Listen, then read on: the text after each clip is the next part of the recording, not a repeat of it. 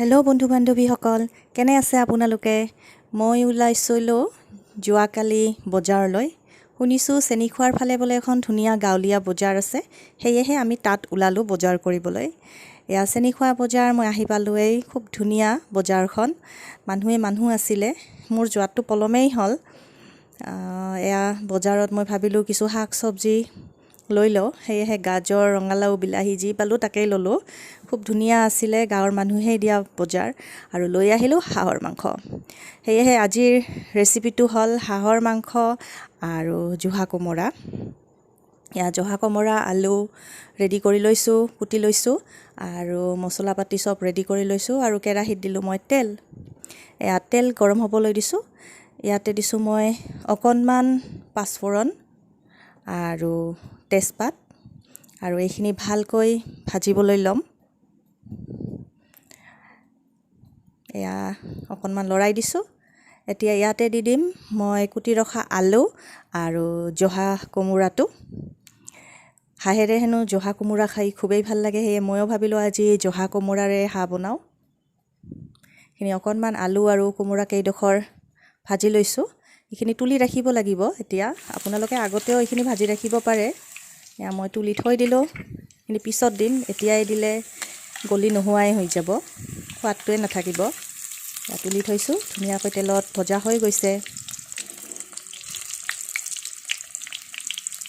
এয়া তেল যিহেতু গৰম হৈয়ে আছে, মই পটাত বটি লৈছিলোঁ পিঁয়াজ, আদা, নহৰু আৰু শুকান জলকীয়া, কেঁচা জলকীয়া গোটেইখিনি গৰম তেলত দি দিছোঁ আৰু ধুনীয়াকৈ ভাজিবলৈ ধৰিলোঁ।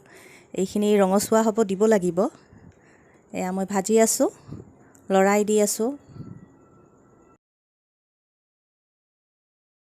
এতিয়া ইয়াতে দিছোঁ মই অকণমান হালধি, আধা চামুচ দিলেই হ'ল, আৰু ভালকৈ লৰাই দিম।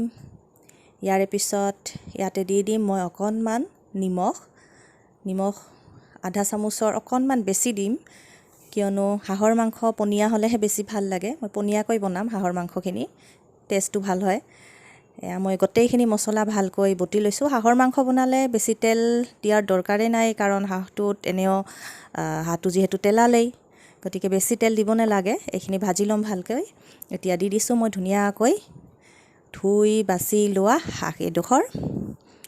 হাঁহখিনি দি দিলোঁ। এতিয়া এইখিনি ভালকৈ ফ্ৰাই কৰিম। ভাজি আছোঁ মই।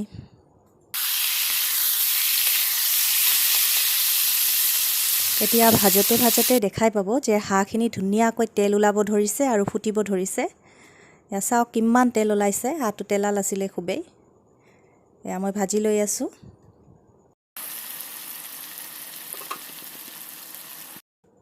এতিয়া মাংসখিনিত মই দিছোঁ গোটা নহৰু, কিয়নো মাংসত দিয়া গোটা নহৰুটো টেষ্ট বেলেগেই হয়।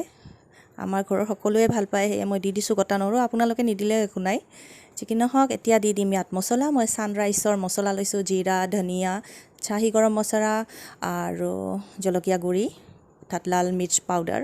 এই গোটেইখিনি মই অকণমান দৈ লৈ ভালকৈ মিক্স কৰি লৈছোঁ।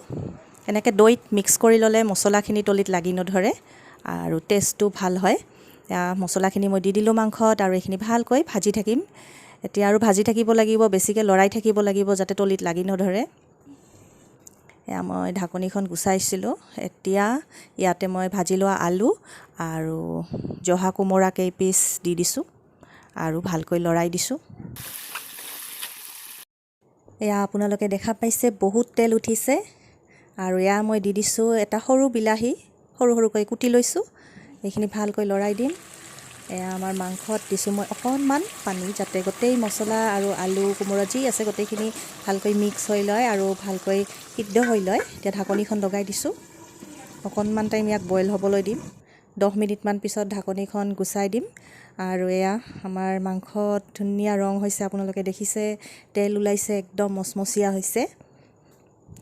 এইখিনি লৰাই থাকিম এতিয়া অকণমান টাইম।